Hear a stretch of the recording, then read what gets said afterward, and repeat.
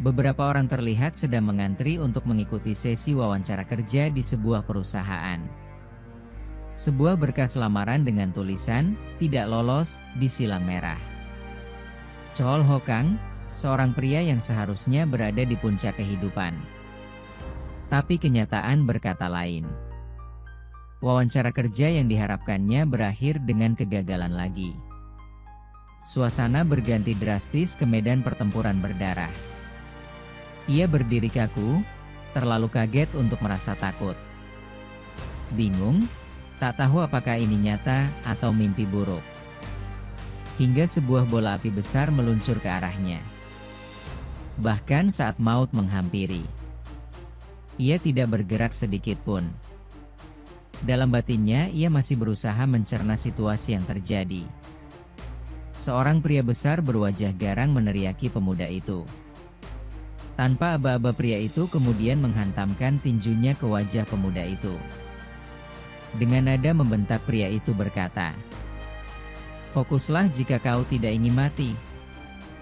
Melihat pemandangan yang sangat kacau dengan mayat prajurit yang telah mati, ia masih bertanya-tanya. Ia sedang berada di mana? Lalu seolah dipanggil kembali. Chol Ho sudah ada di rumah. Ia menemukan kondisi rumah yang sudah berantakan. Pecahan kaca berserakan di lantai. Sambil berjalan melewati ruangan itu, ia menyapa ayahnya di salah satu ruangan. Namun ayahnya bahkan tidak menoleh mendengar sapaannya. Ayahnya kemudian memintanya untuk membersihkan ruangan yang berantakan tadi. Chol Ho lalu memungut pecahan kaca itu sembari larut dalam lamunannya. Tiba-tiba terdengar suara dari sudut ruangan.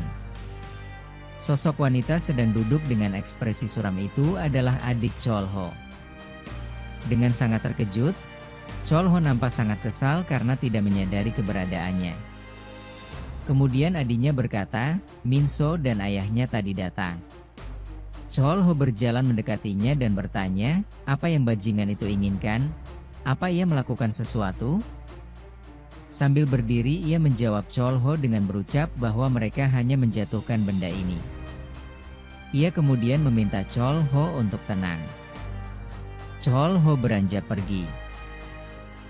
Sebelum ia melangkahkan kakinya, adiknya memastikan agar Chol Ho tidak memperpanjang masalah ini. Tanpa menoleh, Chol Ho mengatakan, ia hanya ingin masuk ke kamarnya. Di dalam kamar, Chol Ho nampak sedang duduk di depan layar komputer. Dalam benaknya ia berpikir jika bukan karena bajingan itu, keluarganya tidak akan seperti ini. Namun segera ia menepis pikiran tidak berguna itu. Ia kemudian mencoba mencari lowongan pekerjaan melalui internet. Malam semakin larut, tapi harapan tak kunjung datang. Sial, aku bahkan mau menjual jiwaku asal bisa mendapat pekerjaan. Tak ada satupun pekerjaan yang cocok untuknya. Dan tiba-tiba, sesuatu muncul. Ponselnya berbunyi. Sebuah pesan dari situs misterius masuk. Layar ponsel menampilkan pertanyaan aneh. Apakah Anda bersedia bekerja, bahkan jika nyawa Anda menjadi taruhannya? Ia kemudian berpikir, ada yang aneh dari situs ini? Dengan tatapan curiga ia masih menatap layar ponselnya. Namun segera ia menepis rasa curiga itu. Ujung jarinya kemudian menekan tombol daftar. Beberapa pertanyaan yang muncul dijawab. Kemudian layar ponsel menunjukkan progres pendaftaran. Saat pendaftaran itu diselesaikan, terlihat pesan yang berbunyi, mulai pemindahan ke dunia lain. Tiba-tiba cahaya yang menyilaukan mata muncul dari layar ponselnya.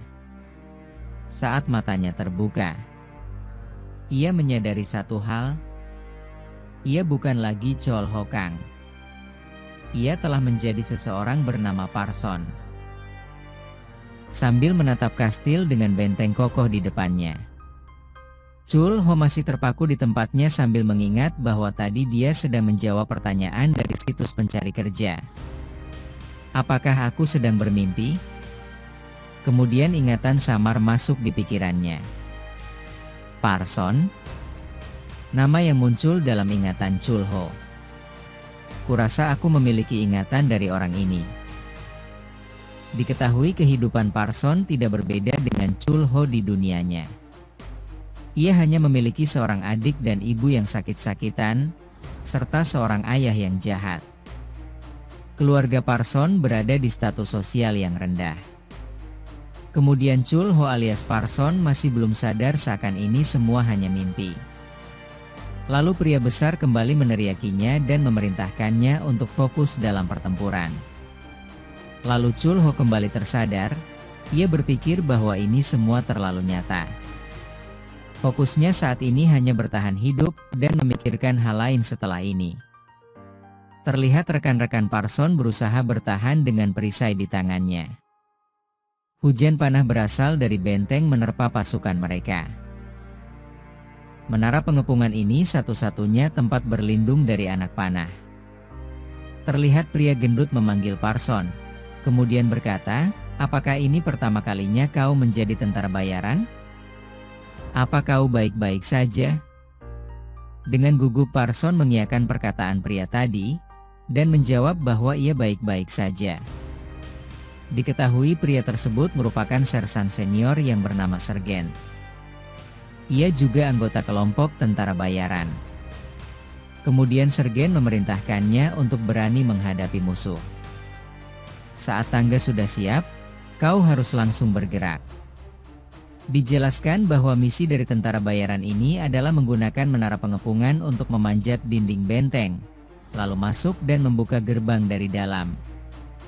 Kemudian kesatria akan masuk melalui gerbang.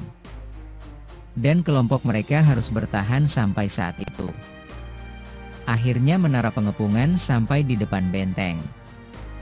Sebelum memulai penyerangan, Sergen kemudian menyalakan semangat prajurit. Ia kemudian meneriakkan kata-kata yang membakar keberanian mereka. Parson lalu menaiki tangga menuju benteng pertahanan musuh. Tapi belum juga ia menapakkan kakinya, sebuah anak panah melesat dan menggores pipinya.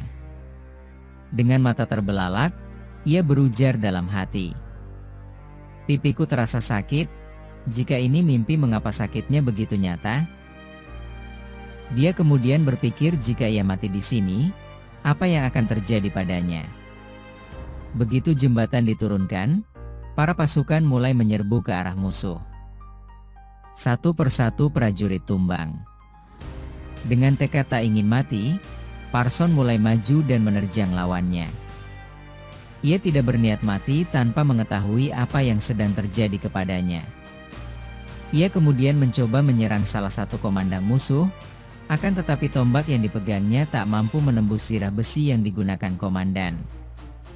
Tombak yang ia gunakan hanya menggoresnya dan menjadi patah. Ia kegigihannya. Ia lalu berlari menerjang dan menabrakkan diri ke arah komandan itu hingga terjatuh. Parson kemudian kembali mengambil sebuah senjata dan mengayunkannya ke arah prajurit musuh. Sambil berteriak ia berkata, "Akan kuhancurkah kalian?" Kemudian dari arah lain terlihat senior Sergen sambil mengayunkan senjatanya. Sergen memuji tindakan Parson. Gerbang utama kastil pun terbuka. Misi berhasil. Kesatria dari pihak tentara bayaran berhasil masuk dan membereskan sisa-sisa prajurit musuh. Medan pertempuran telah usai, hanya menyisakan mayat-mayat di depannya. Akhirnya Chulho bisa bernafas lega. Sejenak Chulho berpikir, "Ini semua bukan mimpi. Aku butuh waktu sampai aku menemukan jalan untuk kembali. Aku akan tetap menjadi Parson."